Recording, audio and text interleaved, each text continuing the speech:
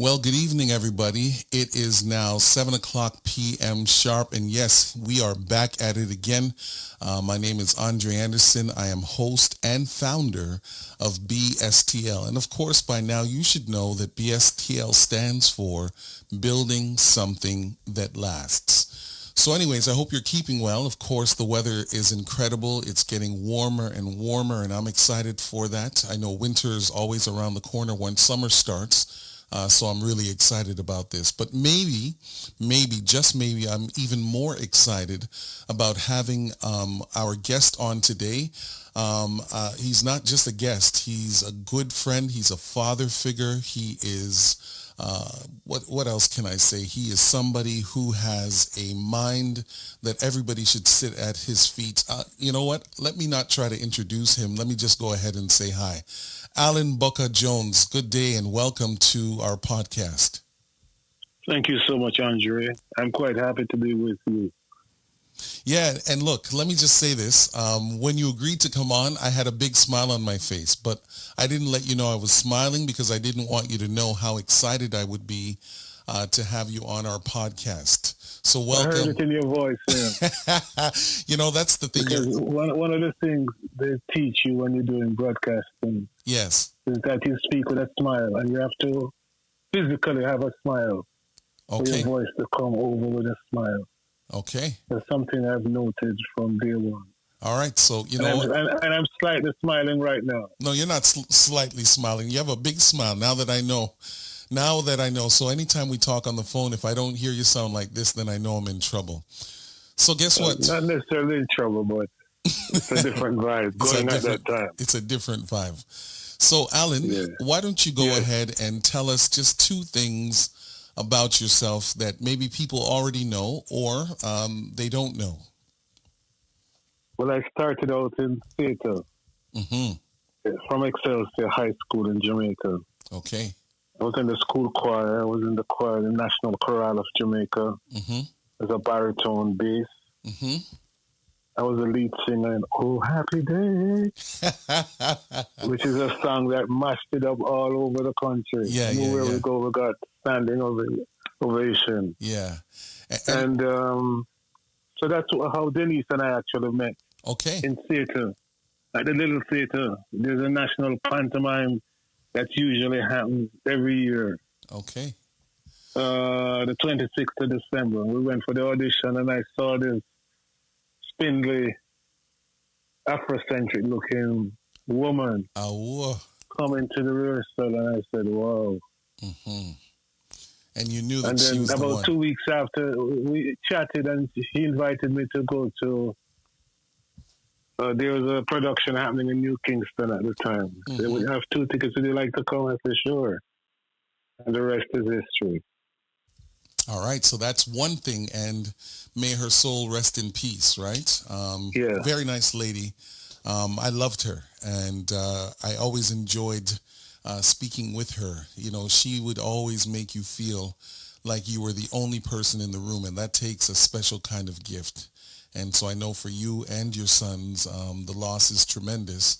But we're also people of faith, right? So we know one of these days we're going to buck or bump into her again when God comes to take us, all of us home. So that's one thing. So you got to give us one more thing. So we know how you met your wife. We know that you used to sing a baritone kind of thing. We know that you are an actor. We know that you're funny.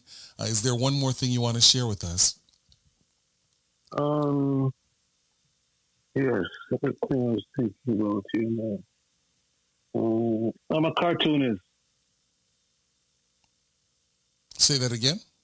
I'm a cartoonist. I do cartoons. Oh, you do cartoons? Not as much as I should have. Okay. And it's not too late now, you know. But I used to do cartoons for the Gleaner in Jamaica. That's a national paper. Okay.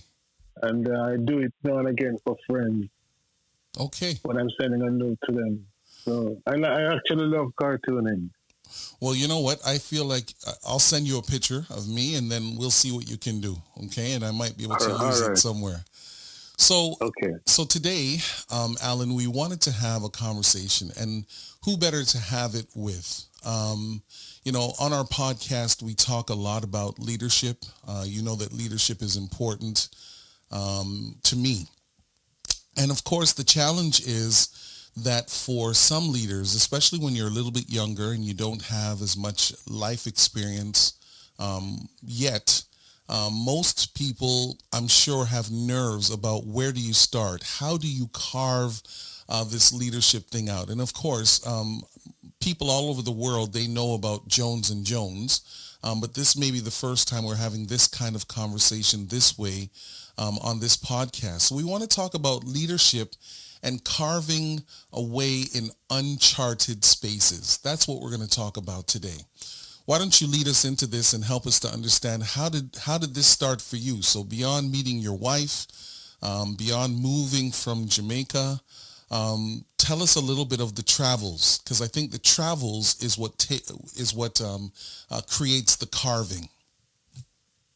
Well, I guess you have to recognize something that I heard after I was actually doing it.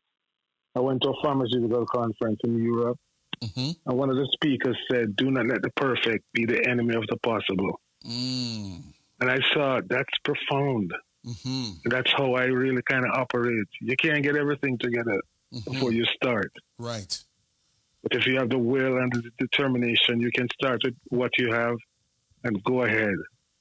So that's key to know. And the next thing key to know in terms of the leadership business is if you don't know where you're going, when you get there, you'll never know. Okay. So then...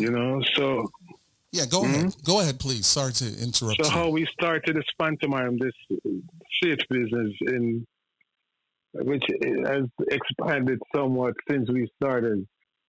We actually formulated a lot of the stuff while living in Jamaica, because I actually designed the logo we use in a rough way.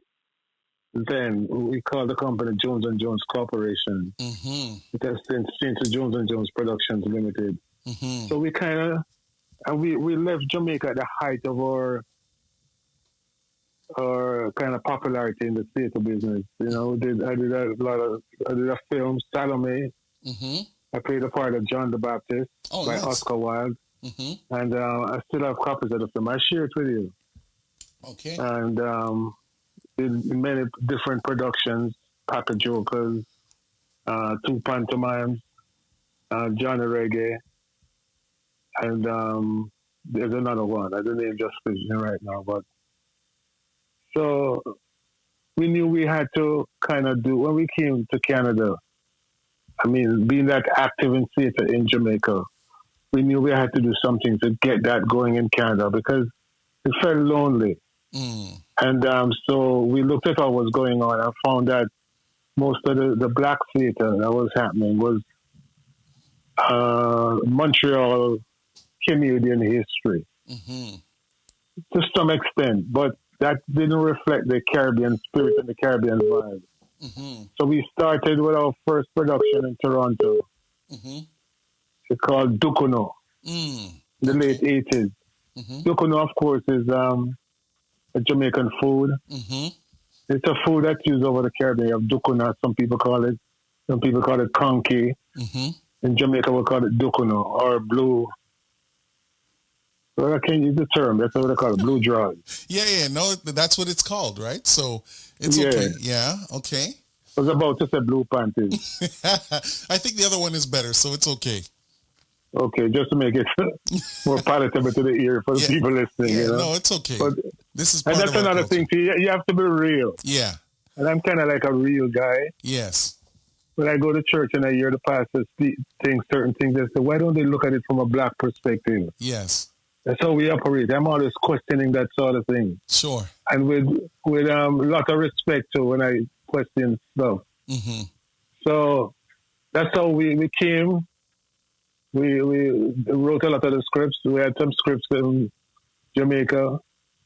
And at that time, the Jamaica Canadian Association, the head office was on DuPont Street, DuPont and Ossington, that area. Okay, downtown. And we drove down from Sudbury, because we lived in Sudbury. In fact, before I even talk about how we started, yes, let me tell you a little bit about how we actually moved to Sudbury. Okay. I came here early in January 31st in the early 80s, and stayed with my sister who lived in Ajax. Mm-hmm. After about 5 months, I got a job with a industrial chemicals company as a technical representative, Mm-hmm. which meant my job was based in Sudbury. I Okay. knew nothing at all about Sudbury. And I had to traverse northern Ontario up as far north as Kapuskasing. Oh, Just okay. to give you some perspective of where Kapuskasing is, Yes. Sudbury is 3 hours north of Toronto. Mm-hmm. And then about 4.5 to 5 hours north of Sudbury. Well, 3 hours north of Sudbury was Timmins. Mm-hmm. So we're talking about 4, 5, 6, 7 hours north of Toronto. Wow. And then to get the Kapuskasing, you'd go another 3 hours, 2.5 hours. Mm-hmm. So it'd be about 9 hours total. And Mm-hmm. you're going farther and farther north. So I Yes. would wake up to a lot of minus 40 degrees centigrade, Oh, yeah. which is when the two scales meet, Yes. Fahrenheit and centigrade. Yes. You have to plug in your car a Yes. heater that heated the oil container in the engine so that it Yes. wouldn't get too viscous. Yes. Sometimes I had to use my shovel to shovel snow off the ceiling Mm. of the car, the top of the car. Yes.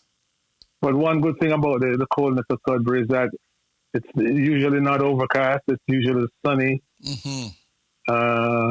crisp. When you walk in the snow, you feel your nose kind of sticking together. It's crisp, crisp, crisp, crisp, Yes. crisp, crisp. Yes. It was mushy. Yes. And we had fun. You know, when I look back, I would leave. Normally, if I'm going to work in Timmins for the week, Mm-hmm. I would leave, or half a week, I would leave on Sunday evening. But because I wanted to spend more time with family, Yes. because I had my first appointment at 7:30, seeing some doctors in their office, Mm-hmm.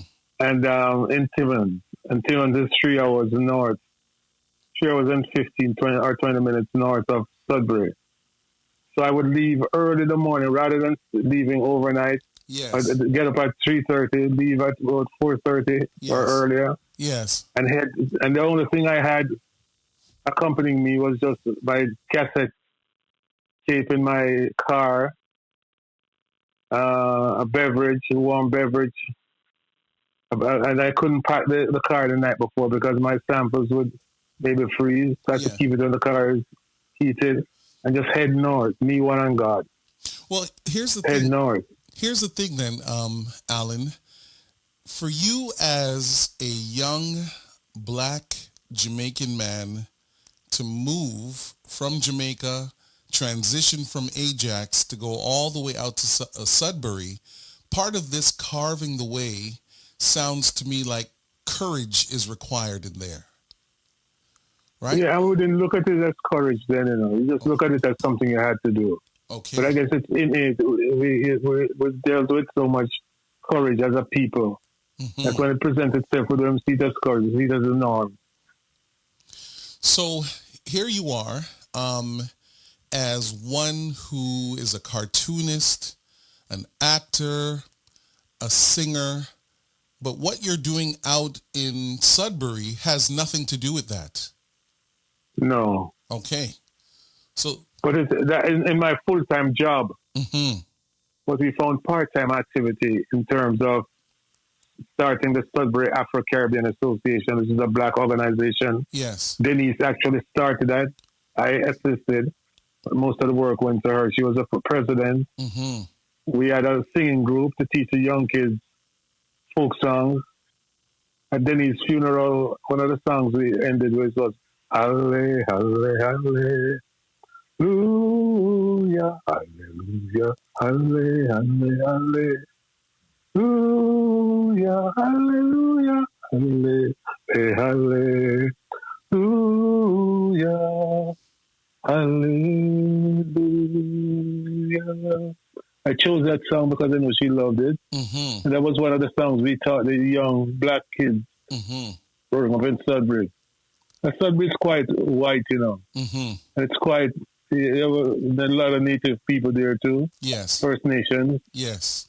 And so it's not particularly Caribbean. It's a Hmm. mining community where people work in copper mines. A lot of them Jamaican. Yes. And we brought the community together. So, and we had the Afro-Caribbean Association singers. Yes. And we went into peripheral areas of Sudbury, singing different occasions. Multicultural Day, Canada Day, we participate. I remember I sang the national anthem about 3 times. Nice. So it was good. We incorporated and let our presence be felt in Sudbury. Denise was the art reporter for CBC. Yes. Every time there's a new production happening at Sudbury Theatre Center, she would go review it and then do it the next afternoon on the evening program. Nice. She did a series on serious train accidents in Northern Ontario. Mm-hmm. I remember one morning I was heading out to work. I think I was going to a place called Espanola, which is about 40 minutes, about 50 minutes from Sudbury, going west. And I could just hear the song, "Sun is shining, the weather is sweet here." Then he's dropped a Bob Marley on them. Yes. And that was just so different from what he experienced, because the sun was shining, but it was very, very cold. Yes. And that's inspiring. And just to go to another different point I just want to make here. When we did what we did, my major satisfaction was standing off stage, kind of in the shadows. Nobody could see me from the audience. And just look at the audience, what they're doing. People were just having so much fun. And a lot of times I would cry. Yes. Tears would run down my cheek. And I said, thank you, Lord, for giving us the opportunity. Yes. To at least let your people feel liberated and happy. Yes. Because a lot of us here are stressed, Yes. When they can hear something back home. Yes. It moves you in a different way. Yes. And I count it all as a blessing that God has given me this opportunity to work with someone else. Denise and the kids too. Yeah. Because before they could walk, before they could appreciate what we did, yes, they were sleeping on the tables at shows. Yes. Backstage. Yeah. Remember, Denise used to host Caribbean Swing on 89.5 CIUT. Yes. And when she was I did the technical aspect in the next room. Yes. She was an on-air host. And Jesse and Jeremy would many times be sleeping under the table that she's doing the show. And I like so if that. they get up and start crying, it could disturb the show, but it was natural. And she'd make light of it and deal with it in a very diplomatic manner. Well, Allan. So it was a family show. So, Allan, I want to pause us here, right? Because, look, I'm enjoying the fact that I'm getting to go down this road of history with you, but you've now pivoted a little bit, and you're now saying another thing that I think is important, right? Because on this podcast, the emphasis is on the leadership piece. And while you and Denise are carving a way forward, and you're not shy to introduce the culture of what Jamaica looks like through the lens, your lens anyways, you're also introducing your sons to something that is becoming, even right now, a part of the legacy that you're still building. So this idea that you have them under the table or in the background, behind the curtains, in the production room, it's almost like there's two things that are happening simultaneously. You're making history and you're creating history. Do you want to say a little bit more about that? Well, as much as to say, I fully agree with you. And we didn't venture out to make history or create history, Yeah. We just did what had to be done. I mean, I remember we came here. I mean, Jenny's got a posthumous award, a junior award from the carve, which is Canada's highest music honor. And this was because of the work she did in getting a junior category assigned to reggae, which is our music. Yes. And it just happened. We were walking downtown once, the O'Keefe Center, which was at the corner of Front and Yonge Street. And we saw some black individuals with placards walking while many other people were just passing and going into the theater Yes. or into the space. And we thought, what's happening here? And then we realized the struggle was something to get the junior category. And then we said, but why don't they try and go meet with the junior people rather than us out there demonstrating and everybody's walking in? Yes. There must be another way. And so then he's found a way, and through negotiation and chats with them, they established the reggae category, giving it the respect due. And that's a significant change. Yes. Very significant change, because it's entrenched now in the junior awards. And so that was her work primarily. And most of the work that she did, I'm there in the background helping out and facilitating stuff to happen. And that's why we call the company Jones and Jones too. It's kind of like a unity thing. Yeah. So let me ask you this question then, right? Because, most leaders or people might think that you've got to have a boardroom. You have to have this space that has, and maybe in those days, chalkboard, which evolved into whiteboard, which has evolved into the smart board. But if you're out there in Timmins and you're leaving at 3:00 in the morning, and maybe there might be times that Denise and the boys might travel with you depending on what day you had to go, where did you guys create these ideas? Like, where is the meeting of the minds? How does this look? Is it happening over some dumpling and ackee and saltfish? Is it happening over a nice warm drink of Ovaltine or Milo? Like, where does all of this come together? All of the above. All right. I mean, we'd sit down for breakfast and we're talking show. Yeah. And Jesse and Jeremy, they're there hearing it. And they get into the culture now, they realize you don't need to have a boardroom per se. Yeah. All they need are the people with the right minds and the right vibe to get it going. I remember when we did Dukuno, yes, the first show we did in Toronto,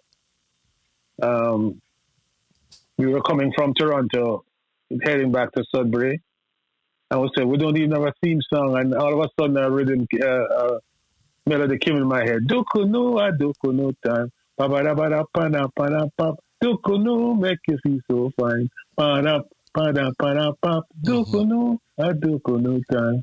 Da-ba-da-ba-da-pa-da-pa-da. And we taped it. We had a tape recorder. Yes. Those days were back in the day where you didn't have iPhones or anything like that. Right, and we taped it. Yeah. And that became a nice little theme song, because we got two of the top horn players, a guy named Joe McCormack who played trombone, and then Nathan Brackenridge who played trumpet. So they would carry that guy. Eddie Bullen. Eddie Bullen. Yeah, Eddie played piano. That guy was a genius, is a genius. That was a long time before Eddie kind of burst onto the scene. Yeah. So we knew he was talented. So it was, and the whole show was a success. When we came down the first night to do the show, yes, we stayed at the Carlton Inn on Carlton Street, near Carlton and Young. So we left the rehearsal at JCA on DuPont Street. Yes, went to get changed. So we came back, we couldn't get a parking spot. Oh, wow. The whole place was packed, so we knew that something was happening inside. Yes. So we came inside, the place packed to the rafters. Yes. And there was one funny moment in the play. Yes. Because I think the police recognized that the place was maybe overflowing with people and maybe we had capacity for the facility. Yes. They came in. And during that scene when Denise was saying, call the police. The police were actually in reality in the auditorium. Yeah. And then he's punched it with a little more gusto that night, I beg you to call the police. And everybody just bust out and they would laugh. Now the police couldn't understand what was happening. Yeah. And that's how she was on stage. Yes. Very dynamic and could respond to any situation. Yes. In fact, the whole team was like that because that's how we were trained. Yes. No surprises. Yeah. Anything that happens, you just come back to where you should be. And I'm glad you said that, Allan. The dynamic part, all right, because we're pulling it back to the leadership piece. Sometimes we forget that there is a cultural piece that goes along with leadership. I think sometimes because of those that may be responsible for writing the books, or those that are on television, or those that are on podcasts, there's a certain formula that people forget also exists within the Black community, the Caribbean community, the people of color community. Leadership is also dynamic. And I think what I'm hearing you say is, just as your meetings at the table around your food were dynamic, so too were the plays that you were a part of. And maybe I'm also wondering, as we think about where your sons are now taking Jones and Jones, where does this organic, dynamic thing take root for the next generation? Well, it's up to them, I mean, they underwent the training. They know how we operate. Mm-hmm. So and they're actually moving in that direction already. I would overhear Jesse talking to some of his friends on the phone, mm-hmm. and I would kind of giggle in my mind, mm-hmm. because it was reflective of how we thought. Yes. And how he's thinking now. Yes. Because Denise didn't talk much about racism, per se. Uh-huh. But she knew these things were there, and she oriented herself so that she could take advantage of opportunities that were there. Yes. And wasn't a big quarrelsome person to, because sometimes you don't have to deal with problems by causing friction between different groups, Yes. If you go with the right principles and they go by the rules that they have put in place. Yes. Why shouldn't you get it? Because you're living right up to what you said you would do. Yes. So without making a big noise, she got things done. Yeah. And yeah, go ahead. Sorry. Yeah, no, that's Denise is coming from a far way from school. Mm-hmm. In Jamaica, in Titchfield High School. She was very active. She was a part of the Never Black Dancers. Mm-hmm. So she knew how to orient herself with her talent and her ability, and she was quite bright, actually. Yes, she was very, very bright. Yes, she was. If I could say this, not overbearing with her brightness, very humble, but knew what she had to do and knew her place. She reminded me of Oprah. I got to be honest with you. There were times, especially when I was pastoring at your church, there would be times where her and I, we'd be able to sit down or stand up and talk. And I just remember thinking to myself, she reminds me, or, maybe it's Oprah that reminds me of her. Either or, there was a similarity. There was a smartness about her. There was, as you've already called it, this dynamic personality where you never thought that, there would be something that would be impossible for her to do, because everything that she conceptualized, she just made it so real. No, that's her. I remember even Caravana, everybody some of the kids going downtown. Yeah. And she came up with this idea of having Jump Up for Jesus. Yes. And the time that Toronto East on the lawn, yes. And a lot of people would come. Yes. Yes. She knew people like to jump up, so why don't you just jump up for Jesus instead? That's right. And I'm glad that you've added that, Allan, because, I think that there's an intersectionality between this carving a way forward and your faith, right? We often don't talk about it enough because, especially when we're talking about a corporate setting, we almost, we wash away the role that faith, what your faith is, goes into the type of leader that you are, the type of dynamic leader that you are. But for both of you, both Denise, yourself, and your sons, I think that you all as a family have embraced the reality that if you are going to lead and carve things out, it doesn't just take courage, it doesn't just take wit, it doesn't just take talent, but it also comes with positioning yourself behind what the undergirding is for you, which is your faith. Exactly. A lot of people, for example, are afraid of reggae music. Mm-hmm. Oh, it's not the Lord's music. Reggae is just a vehicle. It's like a car. It's the people you carry in the car, the content that makes the difference and make one sort of music good and one set bad. Mm-hmm. And I unapologetically love it. It's our music. It's our thing. Mm-hmm. So I don't support the bad lyrics and the cursing and so on. Yeah. But reggae is one of the best music ever. Look Yeah. how people are embracing Bob Marley now. Yeah. Yeah. In fact, I listen to some of Bob Marley's music and I think this should be sung in church. Yeah. It's conscious. Very conscious, and we have to know ourselves in this society and every society. Know who you are. Mm-hmm. You're a child of God. Yeah. Big up yourself and big it, hold the chest high. Yeah. And be proud of who you are and what you are. Yeah. Without apology. So, Allan, yes, sir. I got one more question. And are we finished already? Yeah, look, believe it or not, it's already been 30 minutes of this. Great 30 minutes, but maybe I'll put your feet to the fire by saying this. I don't think that we've finished our conversation, but this may be part one of many more that need to happen because, again, you are a part of history.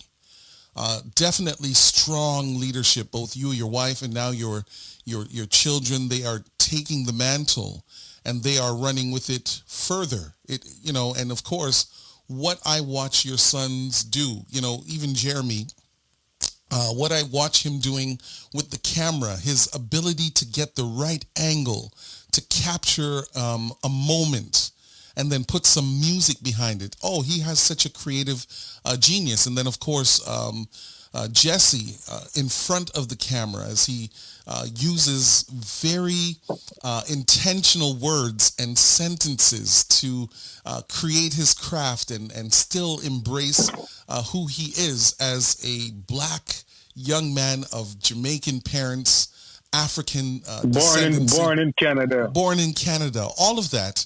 He's been able to navigate some of the invisible and visible challenges that come along with being a person of color. But what I really would like from you then, as we wind down our conversation today, is to ask you this. When it comes to carving this new way forward, this uncharted area, what is the one takeaway that you would like to leave with young leaders, right? Because not everybody's going to be in the arts, right? There's going to be different leaders that are occupying different spaces in the marketplace, but the principle of that which you and your wife and your sons have done, it is constant regardless.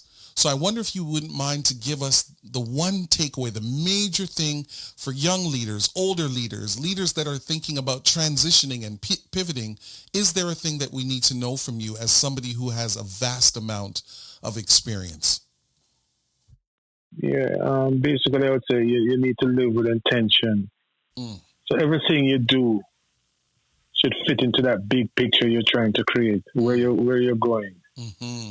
Everything along the way. And listen to older people. A lot of the young people nowadays don't want to listen.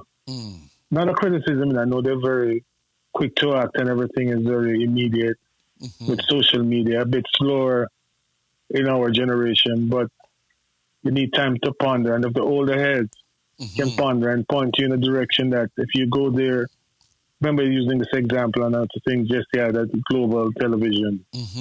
If we tell you that there's a pothole around the corner, yes, listen, don't bother say you'd rather drop in a pothole and learn for yourself. Right. There are certain pitfalls that we don't have to experience to know that it's going to be disastrous. Yes. And if an older head tells you something, yes, say to somebody whose judgment you trust, yes, give it a listen and ponder about it. Yes. And maybe take it on because it could help you. Yeah. And most times it will, because a lot of people from Jamaica, for example, say, my grandmother used to say. Yes. Or my granny used to say. That's right. There was a lot of more listening to then. But nowadays, young people seem to be too much. And you have to know yourself. Yes. Know who you are. Yes. People will smile in your face, but they don't mean you're good. You have to have the perception in your gut And that Yes. those things come by the presence of the Holy Spirit. Yes. You know, you might meet somebody and say, "Boy, I'm a spirit," and I take that person there now. Yeah. There's a vibe that comes to you immediately, make you know that person. There's something maybe negative about that interaction with that Sure. person. Yes. And be watchful and be mindful of that and pray and just focus and keep God as your ultimate friend, partner, and leader. You want to be in leadership, but you have to be led by God first, and then you can lead others. And you dare take people to places that they have never been to. That's what the leadership is all about. It's dynamic. Yes. Things change. Yes. So you have to be aware of what's happening to be able to lead. And if you don't know where you're going, when you get there, you'll never know. Allan, I've enjoyed this, and I've always enjoyed sitting down and listening to you share your wealth of information. And you can be certain, as somebody I think that is young enough to be your son, that I'm watching and I'm still listening to all of the information that you've been sharing all these years. I want to thank our listeners for tuning in. And again, thank you, Allan Bucka Jones, for joining us yet again. The reality is it takes so many different nuances, but definitely I really like the one of listening to those that are older, listening to those that have gone before you, partnering with leaders that know what it's like to carve out another destination, a new destination. And of course, the vision. And if nothing else, and I need to say this, there are a lot of great things about Jones and Jones, but very few leaders have a cutting edge vision like you and Denise and Jesse and Jeremy. And I promise you, people beyond the African, Jamaican, Canadian community have been blessed by what you have brought to the table. And I'm saying thank you before I tune out. So again, this is BSTL, building something that lasts. And sometimes in order to build, you've got to go back to those that have started from scratch and made a way out of no way because they know exactly what they're doing. And all we have to do, this next generation coming behind, is take the principle and apply it to this new generation. Until next time, take care. Thanks for joining us. Bye for now.